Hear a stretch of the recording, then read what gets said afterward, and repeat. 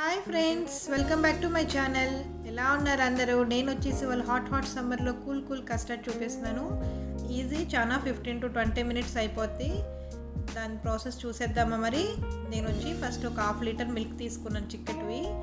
కొంచెం అన్నీ పోసుకోకూడదు, కొంచెం పచ్చిపాలు ఉంచుకోవాలి మనం కస్టర్డ్ పౌడర్ కలుపుకుంటానికి. తీసుకున్నాక అవి చిక్కగా ఉన్నాయని నేను కొంచెం వాటర్ కలిపాను అనమాట. చూస్తున్నారు కదా, పాలు మరిగేటప్పుడు మనం ఒక 5 to 6 టేబుల్ స్పూన్ షుగర్ వేసుకోవాలి. అది మన చాయిస్. ఎక్కువ స్వీట్ తినేవాళ్ళు ఎక్కువ వేసుకోవచ్చు, ఇంకో 2 స్పూన్స్, లేదంటే సరిపోతుంది. ఎందుకంటే ఫ్రూట్స్ వేస్తాం కాబట్టి సరిపోద్ది. మనం ముందుగా పచ్చిపాలలో 1/2 లీటర్ పాలకి 2 to 3 table spoon custard powder కలుపుకొని పెట్టుకోవాలి. పాలు మరిగాక షుగర్ వేసుకున్నాక కస్టర్డ్ పౌడర్ అనేది దాంట్లో వేసుకొని కలుపుకుంటూ ఉండాలన్నమాట. ఉంచాలి, అది చిక్కగా అయ్యేదాకా మనం కొంచెం తిప్పుకుంటూ ఉండాలి, లేకపోతే కింద అడుగంటిపోద్ది. కన్సిస్టెన్సీ మనకి బాగా తిక్కగా వచ్చేదాకా కలుపుతూ ఉండాలి.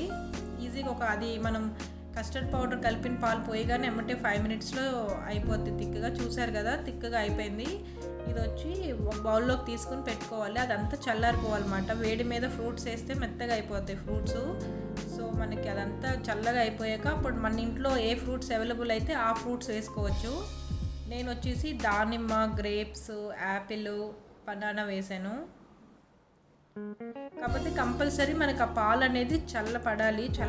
చల్లారాకే మనం ఆ ఫ్రూట్స్ అనేది వేయాలి. ముందు వేస్తే మెత్తగా అయిపోతాయి పీసెస్.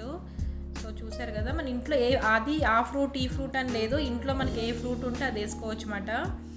అన్నీ వేసేసుకుని అది బాగా ఆరిపోయాక ఇప్పుడు ఆ ఫ్రూట్స్ అన్నీ వేసాక నేను ఒక ఫ్రిడ్జ్లో ఒక 2 to 3 hours పెట్టేశాను.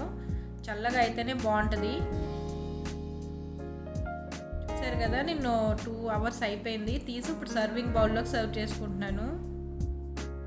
చేసి దీన్ని సర్వింగ్ బౌల్లోకి సర్వ్ చేసుకున్నాక మనం ఉన్న ఫ్రూట్స్తోనే గార్నిష్ చేసుకుంటే బాగుంటుంది అన్నమాట.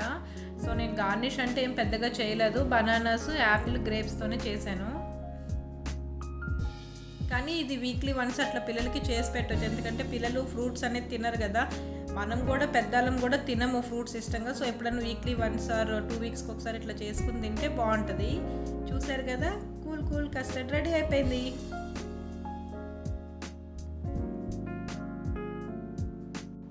నా వీడియో కనుక మీకు నచ్చినట్లయితే లైక్ చేయండి, షేర్ చేయండి, సబ్స్క్రైబ్ చేయండి, పక్కన ఉన్న బెల్ ఐకాన్ ప్రెస్ చేసేయండి. నేను పెట్టే వీడియోస్ మీకు నోటిఫికేషన్ వస్తుంది. బాయ్.